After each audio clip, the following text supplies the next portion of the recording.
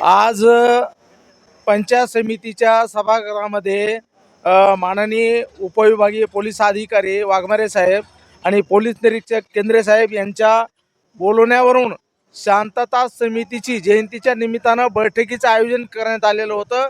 या बैठकीमध्ये विशेष करून जे जयंती समितीचे पदाधिकारी आणि कार्यकर्ते, त्याचबरोबर पत्रकार, त्याच्यानंतर पोलीस पाटील बरेच मोठ्या संख्येने आले होते। आणि या बैठकीला मात्र जाणीवपूर्वक, मी म्हणेल जाणीवपूर्वक, उपविभागीय पोलीस अधिकारी चव्हाण मॅडम, त्यानंतर तालुका दंडाधिकारी, हांदेश्वर तहसीलदार हे उपस्थित नव्हते। त्याचबरोबर PWDचे जे उपअभियंता किंवा शाखा अभियंता तेही उपस्थित नव्हते। मला वाटतंय या सगळ्या अधिकाऱ्यांना बाबासाहेबांच्या विचाराचं आणि जयंतीचं काही घेणं देणं नाही असं एकंदरीत वाटतंय।